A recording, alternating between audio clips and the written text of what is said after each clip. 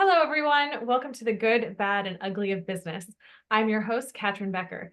In this podcast, we have celebrities, successful entrepreneurs, real estate developers, you name it, because we want to learn what they have learned in their career to make them so successful.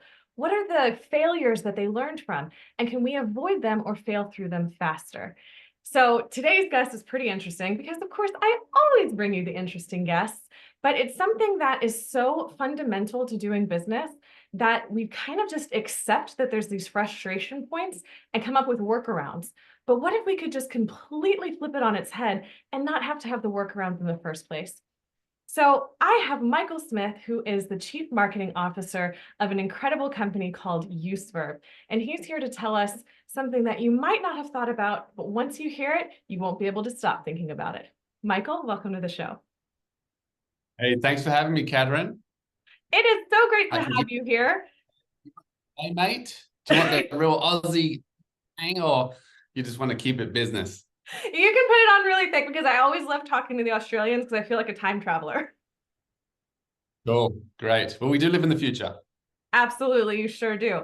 So one of the things, and we'll get into a bit more of what UseVerb does, but gone are the days where you could just walk into a place and kind of like ask if they were hiring, have that sort of face-to-face interaction. There's so much more where if you're looking for a job in today's market, you're going on Indeed or Monster or LinkedIn, and it's all very digital. It's very kind of antiseptic in a way that you're not actually interacting with people. Tell us a little bit about what UseVerb is and how it's changing that. Look, firstly, I would love to get back to that.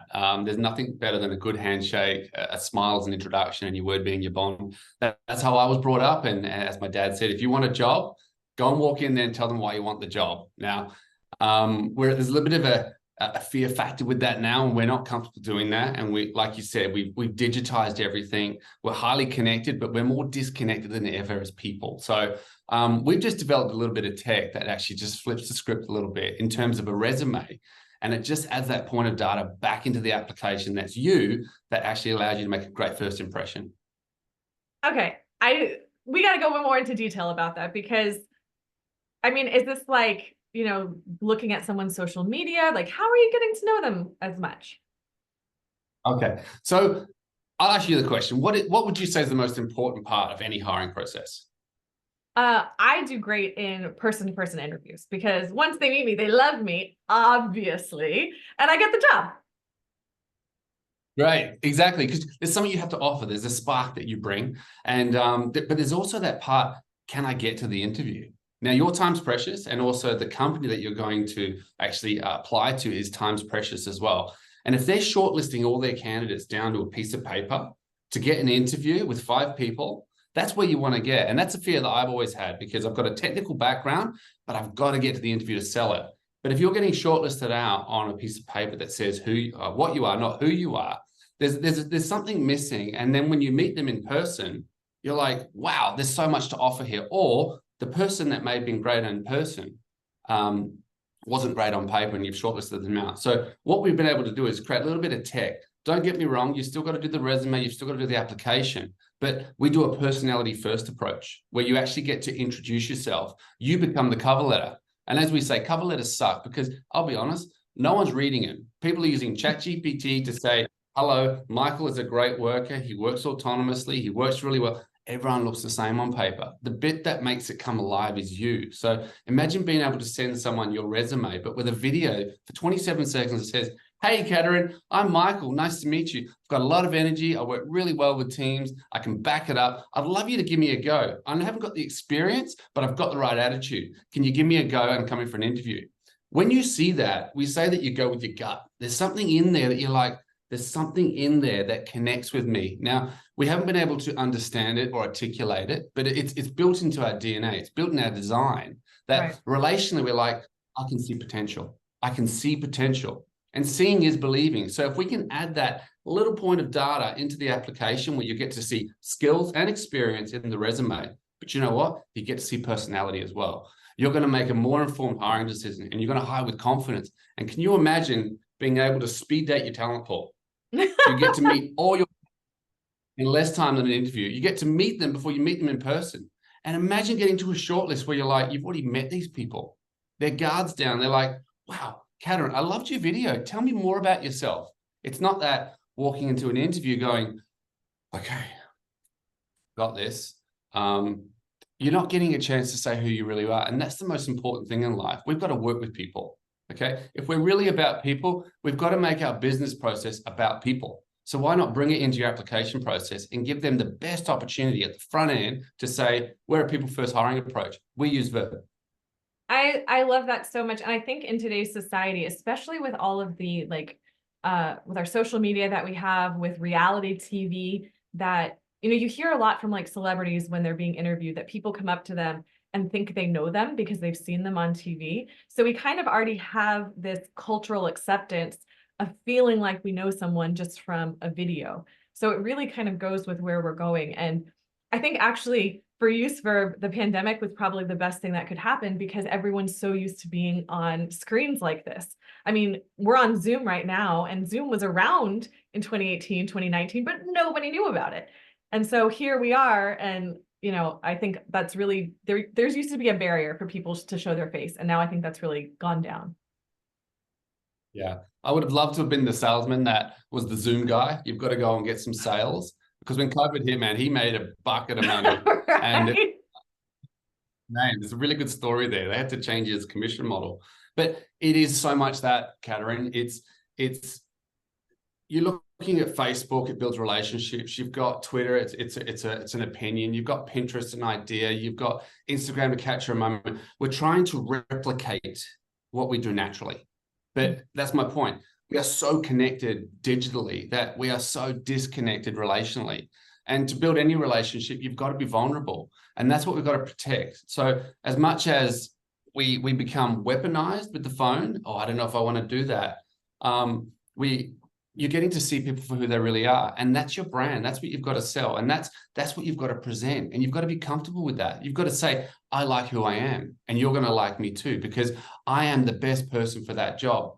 Not, I need a job, help me, but I actually want to come and work for you. So if you can appreciate that, if there's a job that you actually want, you can go and sit there and put the resume in there and look like everyone else. But if you want to find Where's Wally, which is this comic cartoon we have here in Australia, I don't know if you have it over there, but he's this character in a sea of people, and it's like he does not stand out, but he's very unique. He has a silly hat, he wears big round glasses, and he's got this striped shirt. But you've got to look at every single person, and that takes time. And our time is precious. It's our resource. It's the time that you're giving me to come onto your show. It's the time that we spend. It's the time that it's a unit of effort. And we want to use it well, but we naturally keep saying, I'm busy, I'm busy, I'm busy. And it identifies us. And it's almost like artificial significance. But if we can get our time back, imagine that. You can get your business going. You can get your business growing. Instead of reacting to a problem and putting a job ad up and then trying to shortlist candidates over a 6-week pipeline, you can actually get after it and actually get the right people working for you. You're not looking at 6 months of people going, I don't want to work here anymore. Sorry, I just wanted a job. Thank you very much. I'm moving on. It's like, I love what you're about. And you're hiring the people that want to come work for you. And what we're finding in the data at the moment, the people that do the video want the job. And it's beautiful because they're actually saying, I want to come and work for you. I don't care. I'll do any job. I want to come and work for you because I like who you are. They're the people that come into that door, like you mentioned at the start. Hey, I want to come and work with you. My name's Michael. But what do? Go and do your resume and CV. You get put on the pile. That's why cover letters suck. No one reads it. No one's reading the resume either. It's a mechanism to put into a process. So if we can digitize that and rehumanize recruitment, I think we're onto something in the way that we hire people. So I did a little experiment in preparation for this interview. And I wanted to get some market research from just general business owners here local to where I am in the Houston area. So there is a Facebook group. It's got like 130,000 people in it. And so I put a post together asking, hey, business owners, what is your biggest frustration with the hiring process? Just to see, no like baiting or anything, just open-ended. And there was 312 responses as of the date of this recording to that post. And the number one thing people said is people don't want to work anymore. So they have people that will send in resumes because it's super easy with the digital to just click, fake cover letter, right? The same cover letter, the same resume, and you can just apply to a bazillion jobs at once. And then the business owners are calling these people and they're not getting callbacks, or people aren't showing up for the interviews. So I love how UseVerb is like the person it needs to at least spend 27 seconds to put their video together. So you get already, it seems like a higher quality candidate because they put in that effort already versus just mass spray and pray. I give you a case study if you want, but to really hone in where that comment comes from is we've lost seeing the value in people. And that's what inspires. If you've got kids, you're speaking into what they're becoming. And we go to work and it's another conversation, but my past life was very much in oil and gas. It's very much about chasing egos and titles. And it was a great job. I mean, there's a lot of exposure, but it was very much about what you are. It was, Michael, what do you do? Oh, I'm a maintenance coordinator. I'm a team leader. I work here, I travel there. It's like all of this achievement-based verification and validation. But coming back to where we've got to in the market, and you talk about post-COVID, and I think we're moving into a new season in 2024. People want to do something different. They want fresh. I trust you, but I want to verify it. When you say something, can you back it up? Can you qualify it?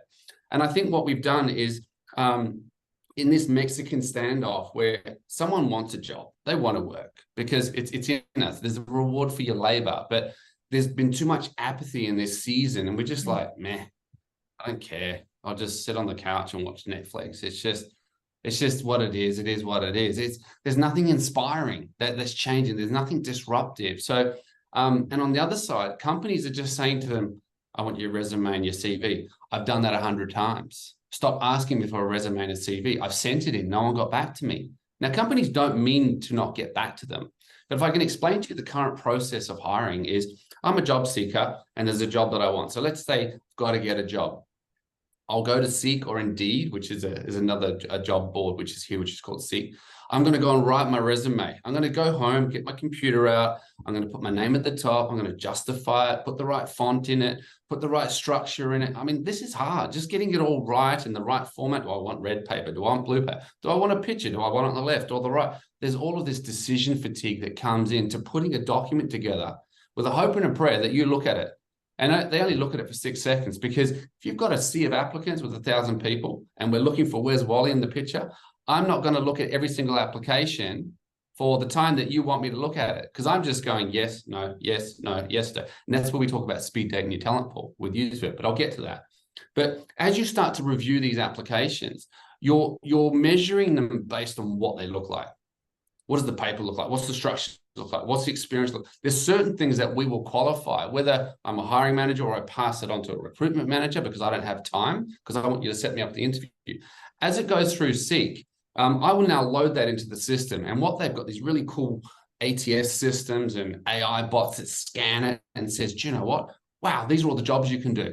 And it spreads all these jobs out. It says, wow, there's 50 jobs I can apply to. So what do? We've been reduced to the double tap, which is the like button. Yes, yes, I want to do that. Yes, yes, I can do this. All right, I've done my bit. I've applied for 50 jobs.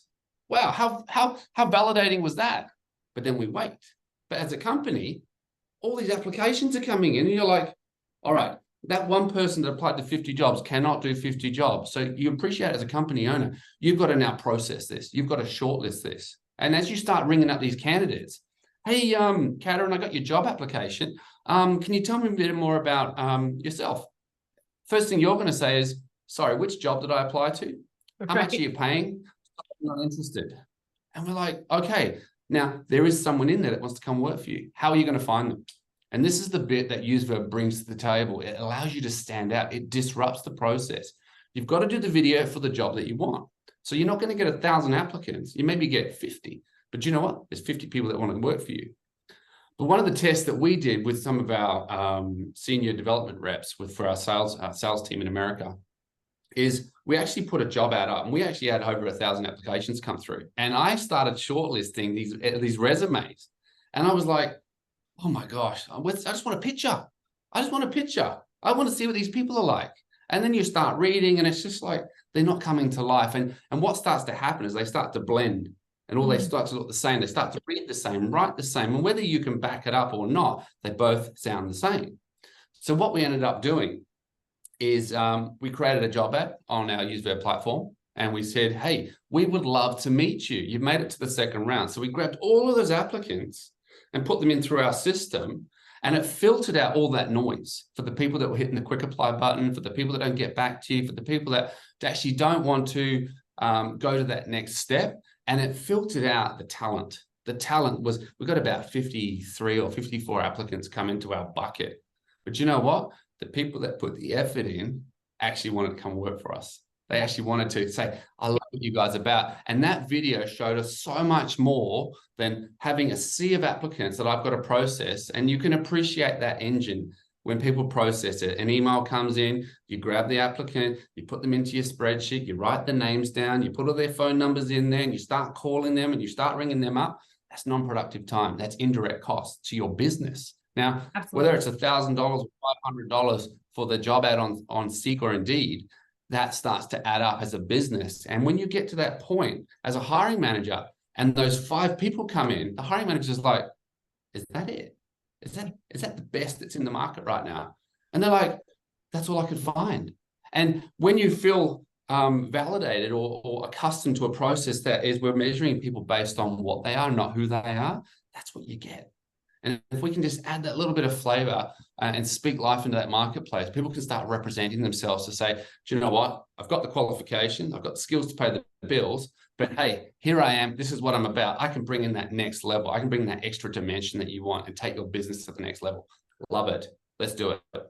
Yeah, I know a couple of people who are like fractional HR people, right? So they work with companies that don't have their own HR department or have a small HR and they're supporting it in some of their things. And some of that is the recruitment piece of it. And so I know through my connection with these people, kind of what they've seen in how many hours it can take someone to go through all of those applications and then get to the phone interview and be like, that was a waste of my time, you know? So I love putting it in front, but right, pat on the back. But one thing that we got to clear up, before we can move forward, because it's unclear to me. UseVerb. What does this name mean and where did it come from? It's a play on words, firstly. I use verb. Now, the main part is the verb. Now, verb is what? It's a doing word. Now, you can tell people how awesome you are, but if you do something about, what are you doing about it? Show me. It's the verb. It's the action. It's use verb. Use what you have to show people who you are. That's what it's about. It's a play on words. It's got meaning. It's got backing. I get it all the time. What is use verb? Is it use a verb? Use verb? Use verb? It's there to also disrupt. Okay. It's there for you to impregnate into your brain. It's like, what is this use verb? I've got to use what I do. You know, I've got to use action. So it's really about the verb. It's send me a verb. The video is a verb. It's show me who you are. That is where if you really want to target this down, the video is the verb. Send me a verb. But we're saying use verb to show me who you really are. I love that. I love. So once you like, okay, I get it. It's going to be a household name, and it's one of those things that as it starts to come into flavor, it'll be those hashtags. Hey, send me a verb. Send me some action. I want to see it. So it's really just trying to demonstrate. If you really want to, even if you're a great basketball player, you can tell me or you can show me. Send me a verb. Oh, that's so good. So you have a lot of energy. You are obviously very passionate about this. Have you always been this passionate at work or this passionate about the hiring process? Kind of lead us back a little bit. And if you want to go back into the oil and gas days, compare and contrast, we can absolutely go there. But it's just this deep well of energy. Like, where is this coming from? Look, this is just me. It's just, I really love people, and it's always been in my nature, whether through youth or seniors, or that we've got a part to play in the world, and we've got to connect people. And I think the gift that I've been given is to inspire and basically see something in someone that they can't see for themselves, and helping people transition through that. So very much with my journey, even with my past life and where I'm at, Paul's always been a very close friend of mine. We were school buddies. We grew up together, and we had very different career paths, but we always had a mutual respect for each other in terms of wanting to do something big, do something great. And Paul always said to me growing up, "You're going to work for me one day." And I said, "All right, whatever." I've got my oil and gas career, and I've worked for all the giants. I've worked for, there's a big company here called Woodside. You've got ConocoPhillips. I've worked for Modec, Maersk, and most recently working for Shell for 8 years. But I got to the end of all that, and in that pursuit of getting to a level where you can actually tell people what validates you. It's like, I work for Shell. Wow, Michael, you work for Shell. And it's like, it just didn't have its ring or its zing, you know? It's like, you've constantly got to be telling people who you are by what you are. And that shouldn't validate people, because you take that away, what are you left with? You're left with you. And we've got to bring that back. So being journeying with that and traveling a lot and being away from family and having that pursuit, you get to a reckoning. It's almost like a Moses moment, burning bush moment, where you're like, what am I doing? You know, and I think COVID did a bit of disruption to everyone. It's like, am I happy with the normal that I had? Is there a new normal? And you can sit with that for a long time and do nothing with it, and you will fall back into the pattern. Or you can act on that and go, do you know what? I actually want something different. And obviously, like I said, Paul being a good friend with me, and I could see the things that were developing. And Paul's got a very decorated past. He's a top 40 under 40. He's an Ernst & Young Award Engineer of the Year twice. He's like an Elon Musk of Perth. He's a big thinker. He had a very successful robotics company with his brother Grant as well. Big. But then always journeying with that and coming to a place where Paul's like, I think you need to come work for me now. And I'm like, what? What do you want me to do? I said, I don't do all that stuff. And he's like, I just need you, Mike. So it was almost like as much as I was in a position where I was identified through what I was, Paul was seeing me for who I was. And it was just confirmation at that time when the stars were aligning and he had this kairos moment. It's like, this is where I need to be. And walking into this, it's like, I don't know if you watch X-Men, you get the Phoenix, you know, it just I've unlocked it. And it connects with you. And when you find your passion and your purpose and it connects with you, it unlocks you. So all I can say to anyone listening to your podcast, Catryn, there's something inside of them that is eating them up, and they've got to do something about it. And they've got to stop doing the 9 to 5, Monday to Friday, and coming home from work going, I can't keep doing this. You've got to sit in that space and get out of the busy and make time to sit and reflect and go, what does that mean? What do I actually want to do? What does the next step look like? Don't try and overachieve and look at the big business model. Just look at the next step. I'm actually going to go home tonight and do a bit of research on marketing. I'm going to do a bit of research on mechatronics. I'm going to do a bit of research. Just get an understanding. And as you start to lean into that, you start to develop. You start to understanding. And with more understanding, you've got to have more understanding. And then you start walking in opportunities that says, do you know what? I've got a now platform to step into that connects with me and connects with my why. And when you turn up to work, it's not a Monday to Friday anymore. We are going to change the world, Catryn. This is a multi-billion-dollar company no one's heard of yet. It's been engineered in stealth for 6 years. We've got no venture capital. We've got no seed funding. It's bootstrapped by Paul. And it's an amazing idea where he just wants to go, I want to do this the right way. We want to revel with Facebook. We want to revel with Microsoft. We want to meddle with Meta.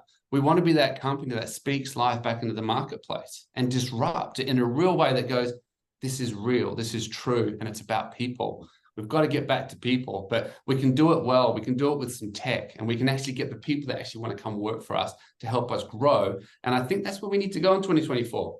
We've got big things happening in 2024, and everyone's just tired of the same old.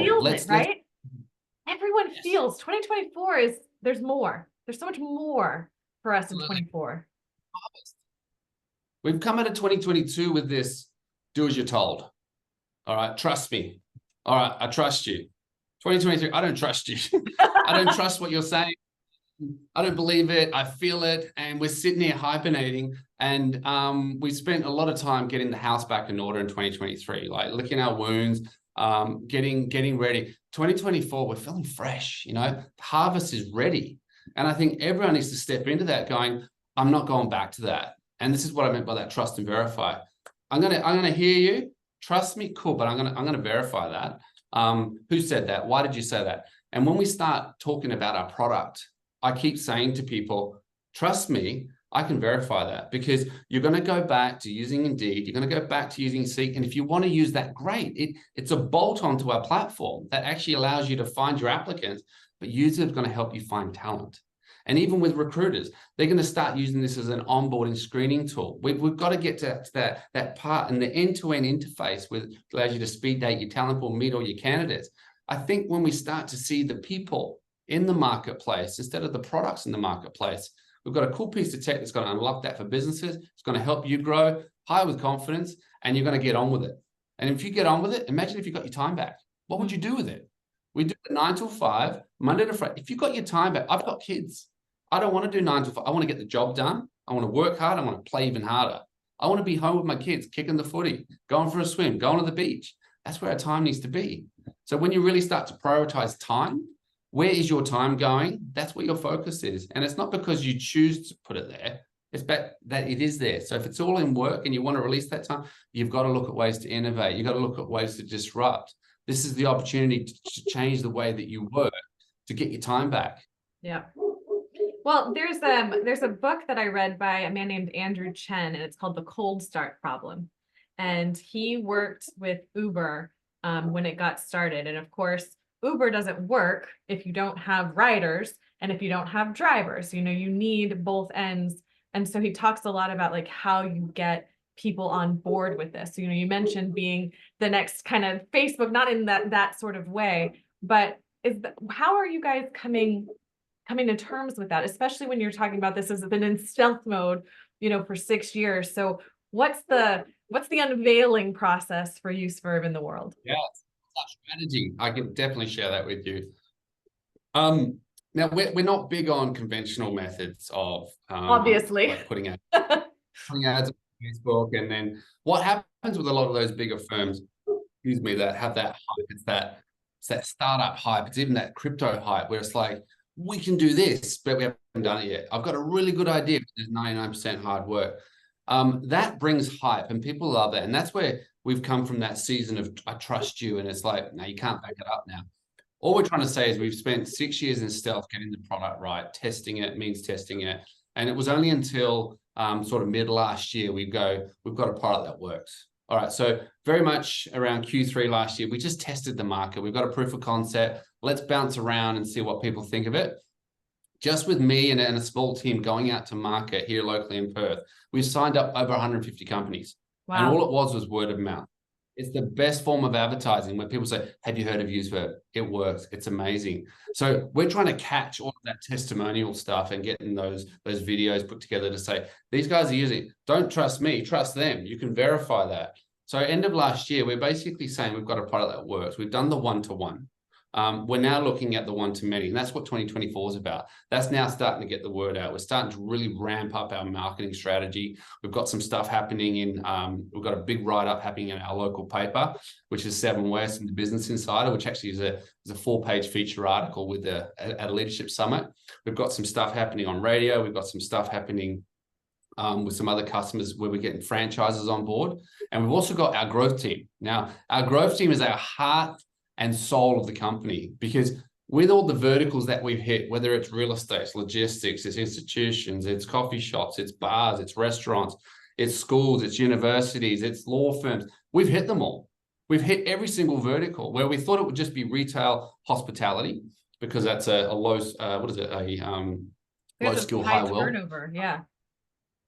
It's a high turnover, and it's like, I don't want a career. I want a job Monday. I don't want to have to wait 4 weeks with an application that you bring up 4 weeks later and say, I've got another job. We need that movement. And I've got a story behind that. But what we're getting to in this new year is our growth team. So now that we've got our growth team sort of set up, we've got that sort of looking at how we network that. We really want to push into the American market. It works. We've got some strong testimonial authority here in Australia. It takes a bit of time here in Australia. But one thing we love about America is like, yeah, let's give it a go. And you've just got more people that are more inviting to new ideas. And it's come from Australia. It's good. It's got that authority. But with our growth team, just like you, Catryn, you've got people that you know. And we've gotten away from, it's not what you know, it's not who you know, it's who they know. And we've got a really good, attractive growth partner program where people like yourself, Catryn, can represent us. You work for us, you work with us, and you've got a community of people that have this problem. We don't want to come top down and say, use this. We're basically looking for ambassadors in areas on the east and the west coast. We've got some people starting up in South Africa as well who are doing some big stuff over there. But basically, you know someone that has a hiring problem. And we're basically saying, hey, have you heard of UseVerb? Check it out. It's pretty cool. It's a new hiring approach that's changing the way people apply to jobs. Have you used Indeed? What's that costing you? $1,000? That's expensive. This is for a fraction of the cost. This is a business processing tool that's going to help you find candidates, people that actually want to come work for you. All right, I'll give it a go. And with that, we're offering a very attractive commission model without all the bells and whistles that if you're able to sign someone up on our platform, we're offering those growth partners a discount that only they can extend to their community and marketplace. But then we're giving them a very attractive commission model for every month that customer is on board. They're getting a percentage of the sign up. So it's an easy side hustle that allows them to represent us really well, connect with a pain point and a solution that works. It's just a subscription model like Netflix. You set up your company page, you do all your job ad, it's set up, you connect it with your market and you're done. And then it starts to work in the background for you and you start getting people to apply. The fact that that's working and it sells, there's an authority when you share that with someone else. Man, you got to use this UseVerb. It's so good. And as I said, the 150 companies that are using us are still on board, referring us to more and more people. And I'm at that point now where people are saying, hey, you're the UseVerb guy. I need to talk to you. It's not a cold lead anymore. The authority's there and it's not coming from me anymore. We're not looking for those early adopters. We've done that. We've actually changed our whole pricing model to say, this thing works. It's cheap. It's a fraction of the cost of what you're paying, and it's going to set up your business to help you grow. And they're like, I'm interested, because they haven't heard it from me. They've heard it in the marketplace. They've heard people talking. So we're creating that word of mouth, yeah, I know. It's like when someone puts something on Facebook and they're like, I know. It's like, I didn't even know about this. What is this UseVerb? What do you mean it's 6 years in the making? What do you mean it's going into America? How come I haven't heard of this? It's different. Our whole approach is different in the way that we're disrupting things. And when people start to meet people like myself and Paul and Grant and Emma, they're like, these are amazing people. You're not going to a level 1, level 2 support center in Asia where there's people that you've got to get escalated to. There's people behind this business that really believe that we can change the world and do it in a really cool way. We're kind of coming to the end of the interview time, but I just love how you mentioned, the main players in there, and Paul is the CEO, just to make sure that we give him his due, his kudos there. But I know on the Paul that he's in Texas. Paul is living in Texas now, and that's that part of the business that is growing now. I hope you get to meet him. Absolutely. And so I think what's really interesting is just, there's so much of the root of culture of you take care of your people will take care of your customers will take care of your business, right? Like there's that thread that we have here. And I love that UseVerb helps to bring a culture, like you have almost, not necessarily more control, but you have just a different level of control and being able to see it all to keep that culture that you're looking for. And it sounds like the people at UseVerb have such a great culture as well, people who are really passionate about what they're doing and helping others to bring that to bear. So I really love that so much. Yeah, Paul's always 10 steps of everyone in the business, and it does create a little bit of tension, but he's very intentional in the vision. I mean, even Paul's even looking at his space program beyond UseVerb. I mean, he's a big thinker, but he makes sure that he's got the right people backing him. We are setting a stage for him because it says through lack of vision, my people perish. Paul's got a big dream, and it's a real dream, and it connects with your why. And I think when he has the right people working for him, they become part of his foundation. And he wants to have people that can create the tension within the ways of working that allow us to understand where he's going, what he's doing. And when you know someone that's leading the charge that you can back up and you can authorize, you're like, I trust you. I'm with you. What are we doing? And culture has always been a good definition for me. It's the habits of the people. So If you want to change habits, you change the way people think, change the way people think, change the way they act, change the way they act, change the way they feel. You get on with it. You get the destiny, the character, and then you start to dream again.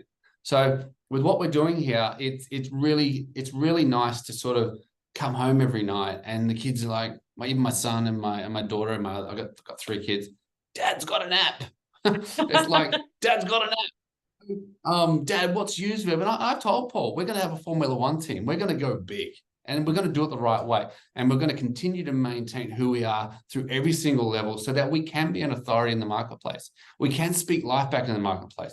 We can be an alternative, and we can do it the right way. So I really encourage yourself, Catryn. We love having you on board and being a part of what we're doing. But I want to point everyone that watches Catryn, go and ask her more about UseVerb. I'm actually here to support Catryn and her market and her people. We catch up quite regularly, and I'm so grateful to be on the show. But Catryn, we are here to make you look good. And I just want to let all your supporters know that we are backing Catryn. So please reach out to her to know more about UseVerb. We've got some really cool packages, but it's all with Catryn. She's got a great bunch of people that's following her. And if you want any more information, Catryn, from us, we can give you demos. We can give you more time. I want to do more with you. I want to do life with you. So we really appreciate you being a part of what we're doing here and spreading that word and making things great again. Well, I appreciate it, Michael. I mean, I know I was attracted to UseVerb just from the point of that it's different and it's solving problems to make people's lives better. And that's what I'm all about, making people better, helping people to be seen is something that I believe in, and that we're all such amazing, unique individuals. And I love any sort of process that supports that. So that's part of why I love UseVerb. And then I got to meet all of you great people, and I was like, wow, it just keeps getting better and better. Right. So yep. Anytime. Look, sorry? Final word to you. Any message you haven't said yet that you'd like to wrap up with?